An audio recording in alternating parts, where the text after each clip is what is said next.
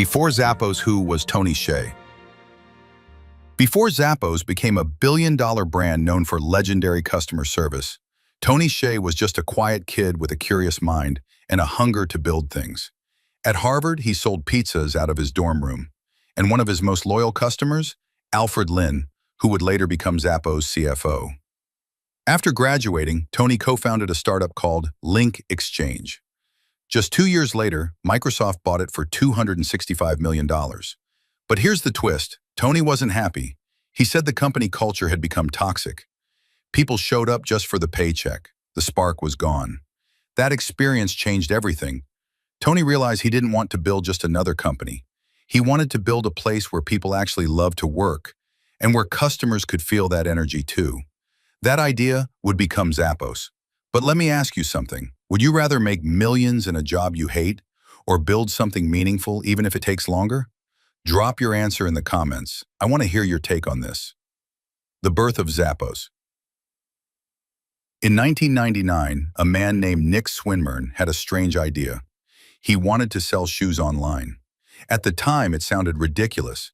People said, who would buy shoes without trying them on? Even Nick's friends thought it would never work.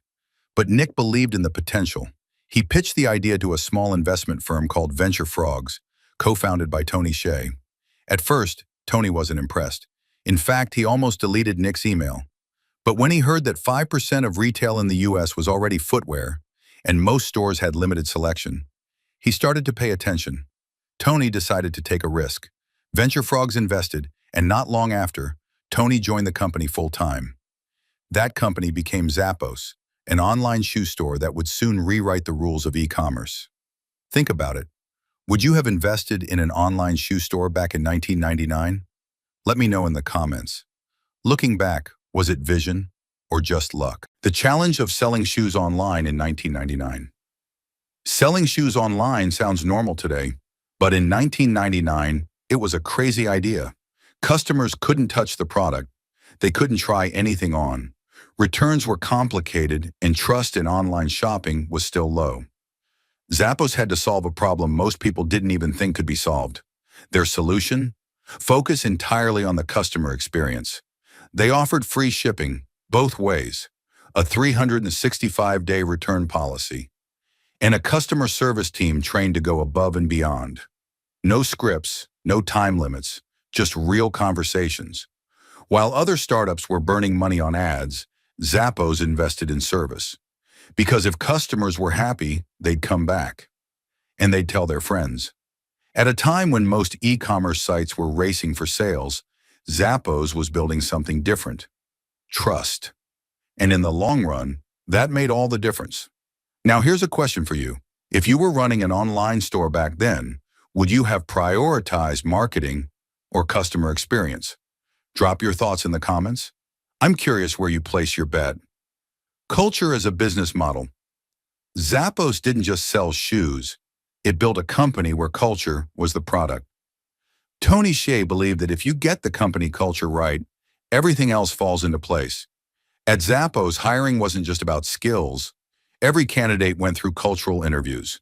And after training, new hires were offered $2,000 to quit, just to make sure they really wanted to be there.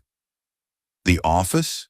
It looked more like a college dorm than a corporate HQ. Desks decorated with toys, themed days, employees encouraged to be weird, and celebrated for it. Zappos even defined 10 core values that shaped every decision, from hiring to customer service to internal promotions. For Tony, happy employees led to happy customers, and happy customers led to a sustainable business. While most companies focused on profits, Zappos focused on purpose and let profit follow. Now think about this. Would you take less pay to work at a place where you truly felt you belonged? Let me know in the comments. Is culture worth more than a paycheck? Obsession with customer service. At Zappos, customer service wasn't a department. It was the core of the company. There were no scripts, no call time limits. Some agents stayed on the phone for over 5 hours, not because they had to, but because they cared. Zappos made returns incredibly easy. Shipping, always free. Even if the shoes didn't come from Zappos, agents would help customers find them elsewhere. The goal wasn't just to close a sale, it was to create a story worth sharing. And it worked. Customers became fans. Word of mouth exploded, and loyalty followed. While other companies focused on advertising, Zappos focused on creating moments that people would never forget. Makes you wonder, when was the last time a company made you feel genuinely taken care of? Crises and difficulties, building Zappos wasn't smooth. In fact, there were moments when it nearly collapsed. The dot-com bubble burst, funding dried up, investors pulled back, and Zappos was running out of cash. Fast. Tony Hsieh could have walked away, but instead he sold everything he owned, including his house, just to keep the company alive. At one point, he lived in a small apartment packed with boxes and cables, fully committed to keeping Zappos afloat. Meanwhile, the team faced massive challenges: logistics, inventory, slow growth, and mounting pressure from competitors. But through it all, they refused to compromise on service or culture. Even when it would have been easier to cut corners, they didn't. That kind of belief, irrational to some, became the foundation of what Zappos stood for. Sometimes it's the decisions in the hardest moments that define a company's future. The turning point. After years of struggle, something began to shift. Customers who bought once came back, and they didn't just return. They told their friends.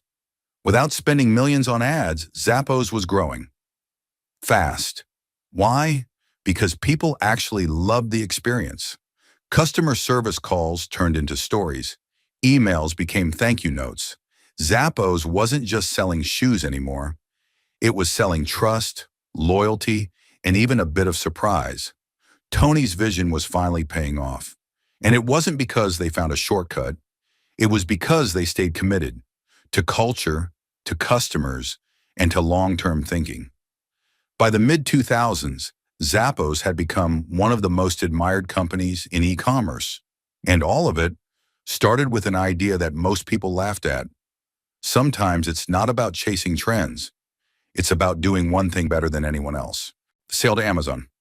By 2009, Zappos had become a phenomenon. Its customers were loyal, its employees were passionate, and its brand stood for something rare in business: authentic happiness. That's when Amazon came calling. Jeff Bezos saw something in Zappos that went beyond numbers: a culture, a philosophy, a company that treated people not just as users or buyers, but as humans.